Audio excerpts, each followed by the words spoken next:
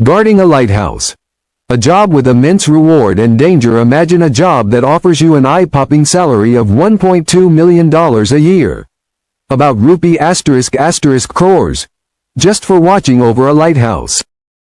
No one to supervise you, no office politics, and your only responsibility is to ensure that the lighthouse light is always functioning. You can relax, fish, sleep whenever you want, and enjoy the serene ocean view. Sounds like a dream job, right? However, there's a catch. The role of a lighthouse keeper is one of the most perilous jobs in the world. This is not a regular office job. You will be stationed on a lighthouse in the middle of the ocean, where isolation and danger are part of the package. The area is prone to violent storms, and towering waves can hit the lighthouse with terrifying force, sometimes even 10 meters or more. While the job might seem easy, the risks are high. There's the constant threat of storms, isolation, and being entirely cut off from the rest of the world. In fact, there have been instances where lighthouse keepers were trapped by storms, with waves engulfing the tower. If you were in that situation, your survival would be at risk, and the only hope would be a rescue mission. You'd be completely alone, with no one around to help or keep you company. Before you send in your application, it's important to understand the full picture of this job. The first question you may ask is, why is the lighthouse light so crucial? Why does it need to stay on at all costs? The origins of lighthouses, ancient times and maritime safety. To answer that, we need to go back to ancient times, when long-distance travel was largely done by sea. There were no advanced roads, and vehicles as we know them today didn't exist. Sailors depended entirely on the sea for transportation, and it was the best option for long journeys. However, the ocean was unpredictable, and navigating it was extremely dangerous.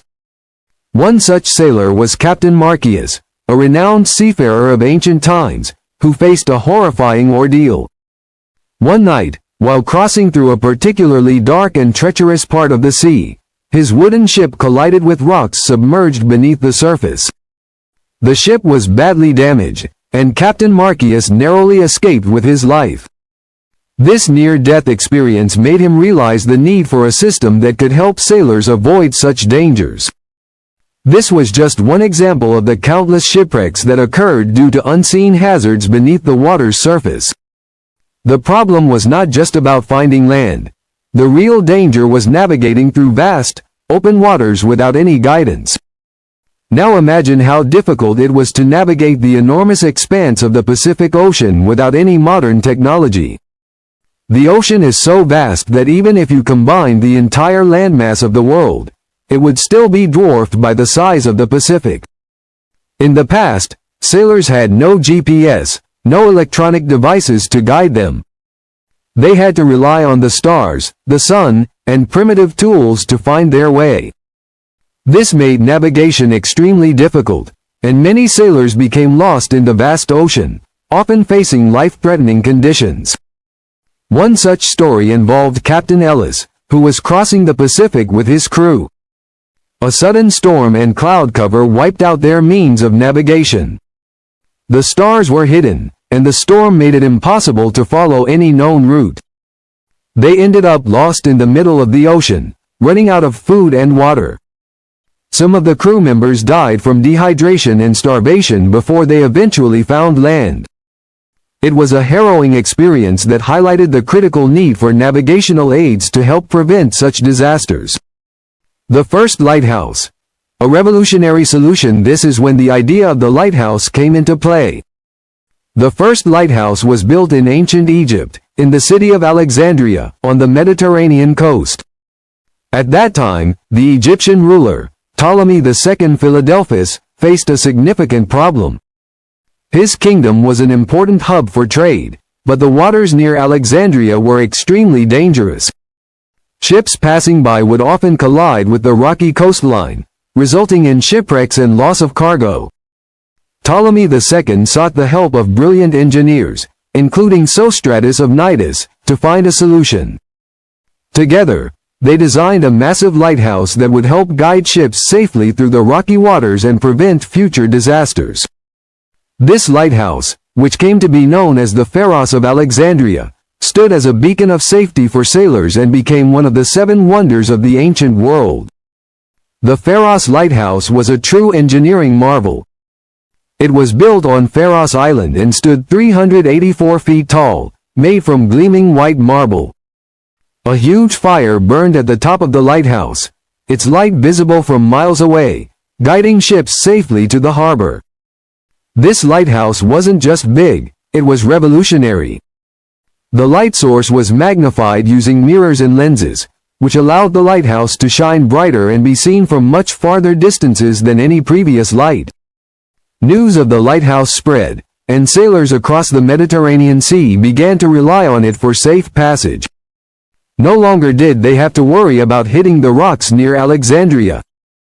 The lighthouse became a symbol of safety, and soon the idea spread around the world. The evolution of lighthouses. From fire to electricity. Initially, lighthouses relied on fire, wood, coal, and oil were burned to produce light. However, this method was far from ideal. It required constant maintenance and was not the most efficient way to keep the light burning. Over time, candles, gas lamps, and oil lamps were introduced, but these still didn't provide the brightness and consistency required for long-distance navigation. The real breakthrough came with the invention of electricity. With the advent of electric bulbs, lighthouses could now shine brighter and more reliably than ever before. The challenge, however, was how to focus the light so that it could be seen from miles away. This is where Fresnel lenses came into play. In the 1800s, French engineer Auguste Fresnel revolutionized lighthouse lighting. He designed a special type of lens that could focus light into a single, powerful beam. Fresnel lenses made it possible to project the light much farther than ever before. Today, most lighthouses around the world still use Fresnel lenses, which remain an essential part of their lighting systems. The modern-day lighthouse keeper. In the past, being a lighthouse keeper was considered an honorable and important job. Today, with modern technology like GPS and automated lighting systems, the role of the lighthouse keeper has become less critical. However, there are still some remote lighthouses that require human attention, especially in places where automation isn't fully reliable. The job may not be as dangerous as it once was, but it's still a solitary and challenging role. Keepers must live in isolation, enduring harsh weather conditions and the emotional toll of being alone for extended periods. In return, they receive high salaries and the opportunity to experience a life that few others will ever know. Would you take the job? So, after learning about the risks, the history, and the legacy of lighthouses, do you still think you'd want to apply for the job of a lighthouse keeper? Earning rupee *** crores for simply ensuring that the light stays on sounds tempting, but the isolation and danger are real. If you're up for it, this job could be the adventure of a lifetime. Conclusion: lighthouses have played a crucial role in maritime history, guiding sailors through dangerous waters and helping them avoid the perils of the open sea. What started as a simple solution to a deadly problem has evolved into an essential part of global maritime safety. And while the job of a lighthouse keeper may seem like a dream, it's also a reminder of the courage, ingenuity, and resilience that humanity has displayed throughout history to overcome the dangers of the sea. If you're still interested in this unique job or the history behind it, don't forget to leave a comment below and